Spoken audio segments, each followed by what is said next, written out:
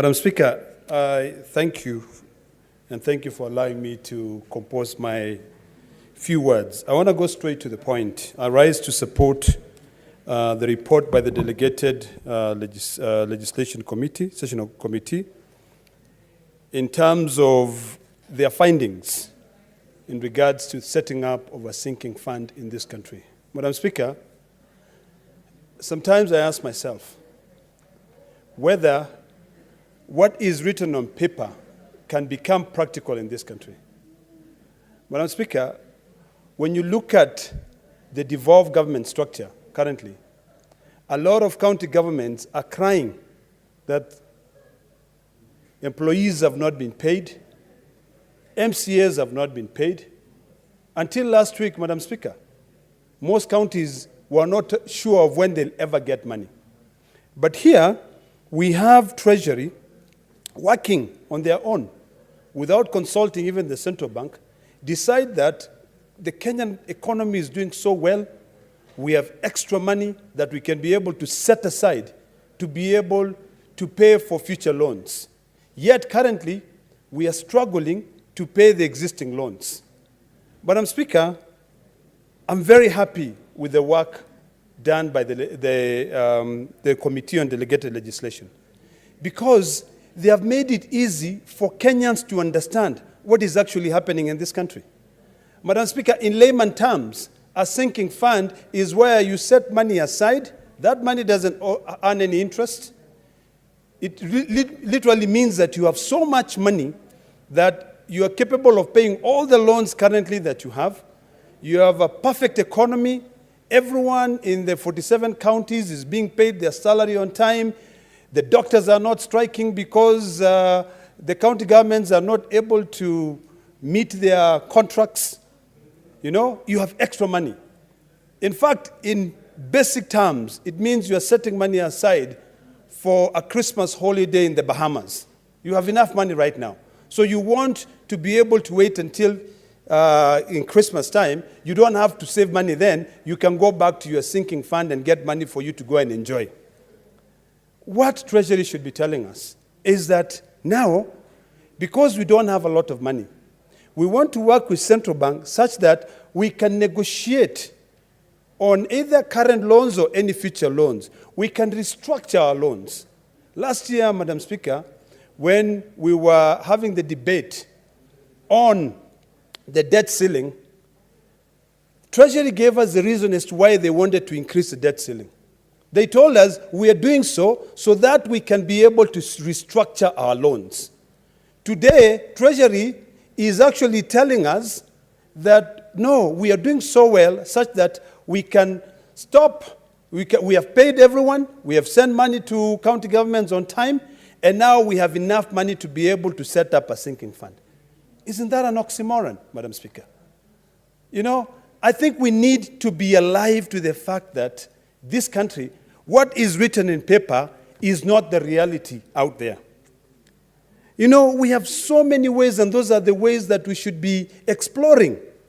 You know, instead of putting money aside that doesn't earn any interest, we should ask ourselves whether we are biting more than we can chew.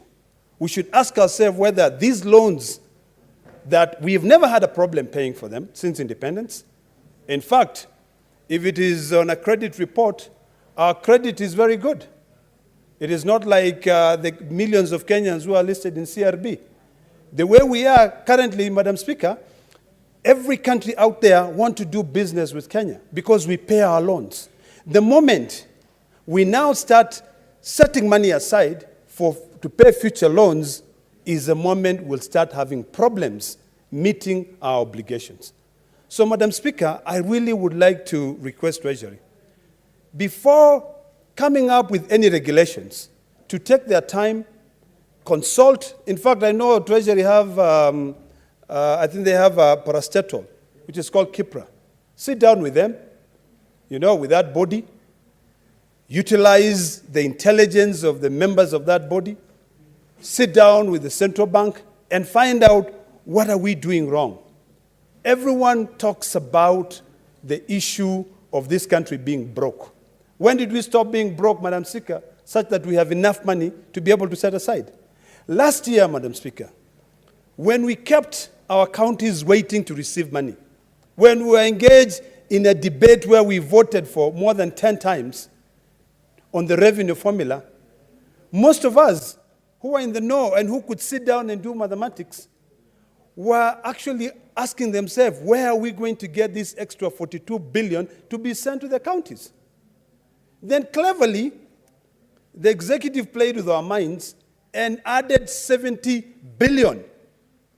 But what they did not tell us then is that they were taking all the conditional grants and lumping all that money and then now giving it out to the counties. But I'm very happy that at least this Senate is alive to the fact that conditional grants cannot be shareable revenue. And that is the reason why we now had to come up with a conditional grant legislation. So that when we are sending money to the counties as conditional grants, we follow a particular law. We do not commingle funds. So, Madam Speaker, I fully support this report, and I want to urge all the other committees. But in most cases, this will fall into the committee of my good friend, Senator Haji from Mombasa. Is it Senator Haji? Mwinyi Haji. I really appreciate what you've done. You've saved this country. You are saving this country. You are saving the future generation. Let us not just do things for the sake of doing them. Earlier on, Madam Speaker, I stated on the floor of this House that we can never tax Kenyans or any country cannot impose taxes for posterity. The taxes that we are increasing on our Kenyans are taxes that are killing them. If we have enough money, and I want to send this message to Treasury, if we have so much money such that we can set up a sinking fund, let us start by cutting down the taxes that we are taxing our Kenyans. Madam Speaker, if you buy a simple product from abroad, a product that will cost you maybe 50,000 shillings, here in Kenya, it's 150,000 shillings. Look at fuel as an example, Madam Speaker. The cost of bringing fuel into this country to the port is 56 shillings per liter. But because of taxes, we end up paying 110 shillings per liter. This is a debate we normally have every 14th of every month. So, Madam Speaker, I really believe that my good friend, Ukuri Yatani, means well for this country. I think before forwarding anything to Parliament, he should sit down with these people and tell them, no, enough. And if there's anyone out there, Madam Speaker, who does not notice that this country is bleeding and that every single penny which is out there should be sent to counties, we should fix the roads, we should send more money to counties rather than just saving money, putting it aside, that person needs to wake up, Madam Speaker. We must learn to live within our means. We must stop this utopian thinking that if you've set up some money aside, you can be able to, you've already taken care of everything that needs to be taken care of. So, Madam Speaker, with those few remarks, I support and I fully appreciate the work of Senator Mwinyi Haji on this matter.